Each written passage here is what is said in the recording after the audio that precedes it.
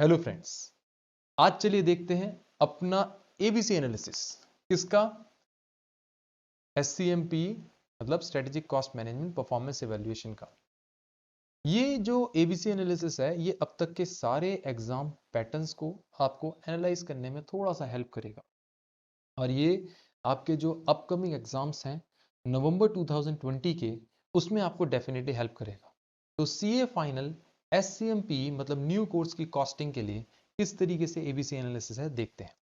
दोस्तों, मैंने आपको ये जो आपको स्क्रीन पे भी दिख रहा होगा, थोड़ा सा छोटा है मुझे मालूम है, आप थोड़ा सा बड़ा करके देख लीजिएगा अगर पॉसिबल हो किसी तरीके से भी, अदरवाइज मैं एबीसी एनालिसिस अपलोड कर दूंगा। आपका है क्या? मैंने सिंपल सिंपल मार्क्स नोट किए हैं कि किस चैप्टर में से कितने मार्क्स हैं। मैंने डेलिबरेटली इसको सब्जेक्टिव और न्यूमेरिकल में बाइफरकेट नहीं किया। अब आप में से कई लोग कहेंगे क्यों सर, पता होना चाहिए कितना सब्जेक्टिव कितना न्यूमेरिकल। देखिए टिपिकली होता क्या है, हम भी जानते हैं, मैं भी जानता हूं, आप भी जानते हैं कि न्यूमेरिकल और सब्जेक्टिव जो है इंक्रीज होता जा रहा है। इनिशियल जो पेपर आया था मई 18, उसमें न्यूमेरिकल और सब्जेक्टिव में न्यूमेरिकल बहुत ज्यादा था और सब्जेक्टिव पोर्शन बहुत कम था। अब अराउंड 50-50 हो गया, अराउंड 40-60 या 50-50 अप्रोक्सीमेटली हो चुका है। मेरा फोकस जो है, मेरा फोकस ये नहीं है कि आपको ये समझाऊं कि न्यूमेरिकल क्या है और सब्जेक्टिव क्या है, बिकॉज मेरा फोकस है कि आपको दोनों में इक्वली एफिशिएंट होना है। याद रखिए, आपके न्यू कोर्स और ओल्ड कोर्स में बड़ा अंतर है। कई लोग ये बात नहीं समझते। वो लोग नहीं समझते कि जैसे अगर एक सिंपल सा क्वेश्चन आया, उसके अंदर अगर एनालिसिस वर्ड लिखा है तो उसमें आपको डिटेल में एनालिटिक्स लिखने हैं कि ये परसेंटेज बढ़ी तो क्यों बढ़ी, प्रॉफिटेबिलिटी बढ़ी तो क्यों बढ़ी। आपको डिटेल एनालिटिक्स लिखने हैं, ना कि क्वेश्चन में सिर्फ फिगर निकालनी है। तो अब ओल्ड कोर्स में क्या होता था, न्यूमेरिकल फिगर निकाली और हो गया काम खत्म। लेकिन न्यू कोर्स में वो चीज बहुत ही सिंपल क्वेश्चन के साथ देगा। मतलब आपको एक बहुत हार्ड कैलकुलेशन नहीं देगा, आपको छोटी सी कैलकुलेशन देगा और उसके अंदर आपको बहुत ज्यादा कैलकुलेशंस नहीं होंगे और उसके ऊपर एनालिटिकल पोर्शन बहुत बढ़ जाएगा। क्योंकि ऑब्वियसली हम एज अ मैनेजमेंट कंसल्टेंट या एज अ आप कहेंगे कंसल्टेंट जहां पे भी जाएंगे, वहां पे हमारे को गाइड करना है, आपको गाइड करना है किस तरीके से आप इसको अपनी ऑर्गेनाइजेशन में अच्छे से लगा सकते हैं। खैर एनीहाउ, मैं उस पोर्शन को छोड़ रहा हूं, मैं वापस इस पोर्शन पे आ रहा हूं जहां पे हमारा एबीसी एनालिसिस है। दोस्तों, ट्रेंड को देखते हुए मैं एक दो चीजें बोलूंगा। मैं शुरुआत करता हूं केस स्टडी से, जो आपको सबसे नीचे वाली लाइन में दिख रही है। ये आपकी केस स्टडी है, ठीक है ना दोस्तों? ये रही केस स्टडी। केस स्टडी देखिए, मई 19 से आनी शुरू हुई। मई 19 में 10 मार्क्स की आई, सौराष्ट्र में भी 10 मार्क्स की। अब आप लोग कहेंगे नहीं सर 20 मार्क्स की थी। मैं कहूंगा 10 मार्क्स की थी। फिर से वही आती है लड़ाई, सर 20 की थी 10 की थी। देखिए मैं आपको सौराष्ट्र का बता देता हूं। 10 मार्क्स का कैसे था, उन्होंने डिमैक वगैरह के ऊपर पूछा था 6 सिग्मा में, और रिमेनिंग 2 पार्ट्स जो थे वो decision making, sorry not decision making, divisional transfer pricing के थे। आपको मैं चलो पेपर दिखाता हूं, एक सेकंड रुकिए, आपको मैं पेपर ही दिखा देता हूं।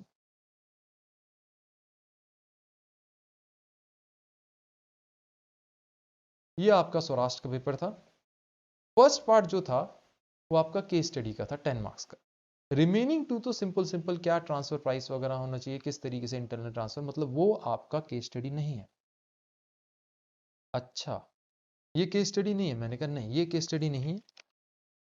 अच्छा, इसी तरीके से अगर आप ध्यान से देखें, अगर आप ध्यान से देखें, मैं आपको, चलो ये आपका मई 2019 नॉर्मल पेपर, जो अदर देन सौराष्ट्र रीजन था। एक्चुअली क्या था, साइक्लोन फानी के चक्कर में सौराष्ट्र में, गुजरात में अलग पेपर हुए थे as compared to normal rest of India.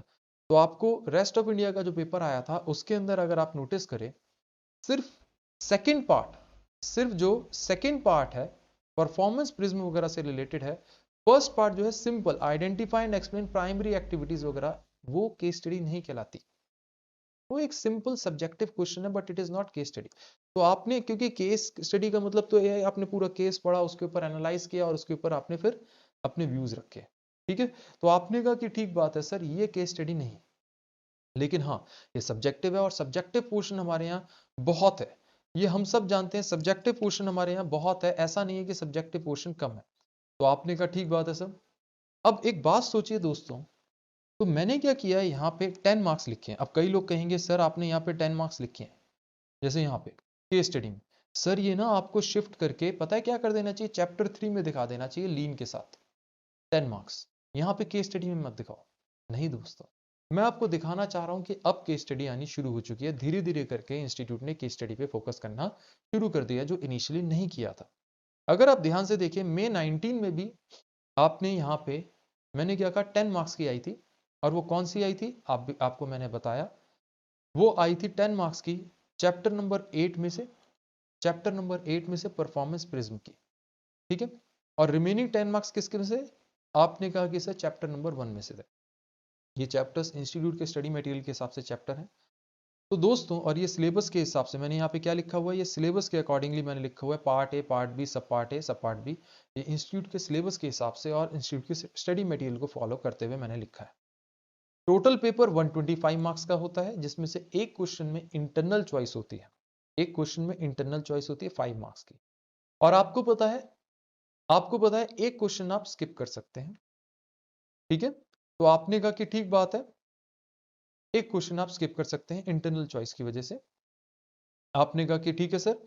अच्छा, अब ट्रेंड की ओर देखिए, अब ट्रेंड कैसे है, अब ट्रेंड कैसे है, मेरे ख्याल से ये तो बताने की जरूरत नहीं कि देखिए पेपर में कितने क्वेश्चन आते हैं, आपको क्या करना होता है। जैसे ये नवंबर 19 का पेपर दिखाता हूँ, चलो ये नवंबर 19 का पेपर है, ये कंप्लीटली कितने का था, ये आपका कंप्लीटली 20 मार्क्स की केस स्टडी थी। और मुझे ये बताने की जरूरत नहीं है कि आपके टोटल क्वेश्चन 6 होंगे, जिसमें फर्स्ट कंपलसरी होगा, 4 आउट ऑफ 5 आपको करने होंगे। कंपलसरी का मतलब ये नहीं है कि आपको कंपलसरी करके आना है और करना ही करना है, चाहे आता हो चाहे ना आता हो। इसका मतलब ये है इसके अंदर कोई चॉइस नहीं है, रिमेनिंग में चॉइस है, इसका मीनिंग ये होता है। ठीक है, तो अब आपने कहा कि सर ठीक है, अब आपका ये जो ट्रेंड है ये देखते हैं ट्रेंड कैसे है। प्लीज ध्यान से देखिएगा, और इसके अंदर सब्जेक्टिव भी जानबूझ के मैंने मिक्स किया है और न्यूमेरिकल भी, मैं अलग जानबूझ के नहीं करना चाहता।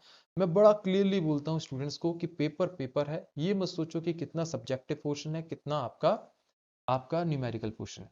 अदरवाइज तो आप परेशान हो जाएंगे। क्यों, अब जैसे नवंबर 19 है, सब्जेक्टिविटी में अगर आप सोचे कि सिनेरियो आ गया था 10 मार्क्स का, शायद क्वेश्चन 6 से था, फोरकास्टिंग कह रहा हूँ, फीड फॉरवर्ड वगैरह पे, तो वो भी तो एक सब्जेक्टिव क्वेश्चन है। आपसे इस तरीके के क्वेश्चन अब बहुत कम पूछे जाते हैं कि यार आप डिफाइन करिए, डिफाइन वगैरह बहुत कम है यार, कि क्या लिमिटेशंस है, ये बहुत रेयरली पूछे जाएंगे। अब आपके केसेस के साथ इन्वॉल्व करके आएंगे। जैसे डिसीजन मेकिंग का एक क्वेश्चन था 5 मार्क्स का नवंबर 19 में, आपको एथिकल कंसिडरेशंस पे दे दिया था कि आपका एक क्लाइंट है, कस्टमर है, जो कि बहुत हैरेस कर रहा है आपकी टीम को।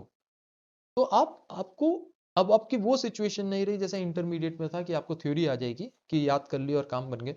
यहाँ पे आपको थ्योरी, आपका जो सब्जेक्टिव पोर्शन है वो आपको लिंक करना है रियल लाइफ सिनेरियो से। ठीक है, इसीलिए काफी बढ़ा दिया गया है, क्योंकि आपको रियल लाइफ में उतरना है, आपको आना चाहिए रियल लाइफ के बारे में, इसमें इतना सोचने वाली कोई बात ही नहीं है ना।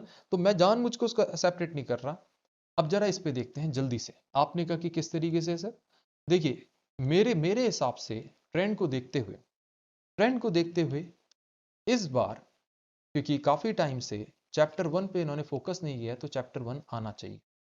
That is what I believe, क्योंकि चैप्टर 1 पे कम फोकस चल रहा है, जबकि सबसे इंपॉर्टेंट चैप्टर 1 ही है, हर जगह काम में आता है। मोर ओवर, अगर आप ध्यान से देखें चैप्टर 5, क्योंकि इस बार एग्रीकल्चरल रिफॉर्म्स हुए, तो मुझे ऐसा लगता है एग्रीकल्चरल रिफॉर्म्स पे एक क्वेश्चन निकल के आएगा।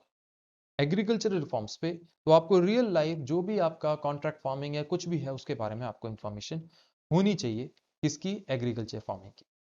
अच्छा, आगे अगर आप ध्यान से देखें, मुझे व्हाट आई फील इज, आप देखिए बाकी पूरे ट्रेंड में अगर आप नोटिस करें, कभी बढ़ रहा है कभी कम हो रहा है, मतलब आप ये नहीं कह सकते जैसे यहाँ पे अचानक 55 मार्क्स का ही आ गया, 40 मार्क्स का, सो आप ये नहीं कह सकते कि सर्टेनली ये आएगा ही आएगा। But yes, we can be certain that yes there will be a question from standard costing of around 10 marks, होगा ही होगा। वी कैन बी सर्टेन कि यार एक डिविजनल ट्रांसफर प्राइसिंग में there are good chances, strategic analysis of operating income में there are good chances.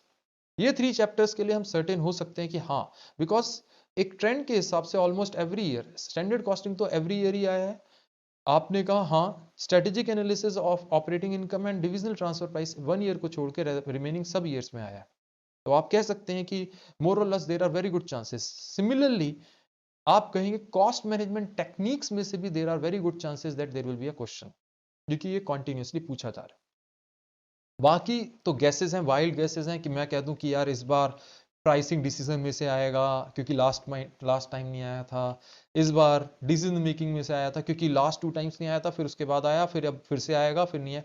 These are wild guesses. So I will not go on to wild guesses, but yes I will definitely say as far as budgetary control is concern I have an intuition कि यार इसमें से आपका beyond budgeting इस बार निकल के आना चाहिए.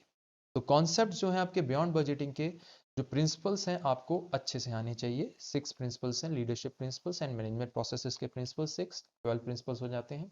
अगर प्रेफर हो करें आप इंस्टीट्यूट की, अगर जनवरी 19 के एडिशन को पढ़ रहे हैं तो उसमें आपको पुराने प्रिंसिपल्स मिलेंगे. आई होप फ्यूचर के एडिशंस में इंस्टीट्यूट चेंज कर देगा. जिस तरीके से इंस्टीट्यूट मेहनत कर रहा है तो आई होप वो चेंज कर देगा, क्योंकि मार्च 2016 में ये प्रिंसिपल्स चेंज हो गए.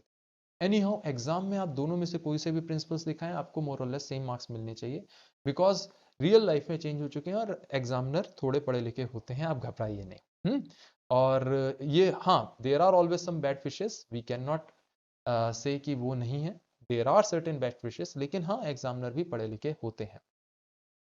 तो मेरा पर्पस यही है आपको समझाने का कि आप लोग देखिए, अब केस स्टडी पूरी तरह आनी शुरू हो चुकी है, सब्जेक्टिव पोर्शन पूरा आना शुरू हो चुका है. तो आप बिल्कुल ये मत सोचा करिए कि कितने मार्क्स का सब्जेक्टिव आएगा, आप उसको अप्रॉक्स इक्वल वेटेज दीजिए. आप लेके चलिए कि आपको न्यूमेरिक, टफ न्यूमेरिक ना आके एक कॉन्सेप्चुअल न्यूमेरिक आएगा, जिससे आपकी नॉलेज टेस्ट होगी, ना कि आपका कि कितनी आप लंबे क्वेश्चंस किस तरीके से कर सकते हैं. रैदर आपको हर कॉन्सेप्ट की नॉलेज है या नहीं, उस पर ज्यादा फोकस होगा.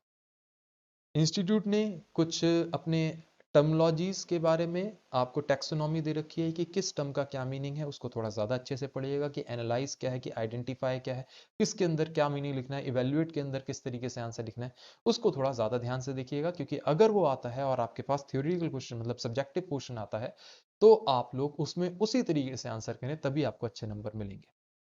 ठीक है. With this I wish all the best to all of you. May God bless you. Bye bye.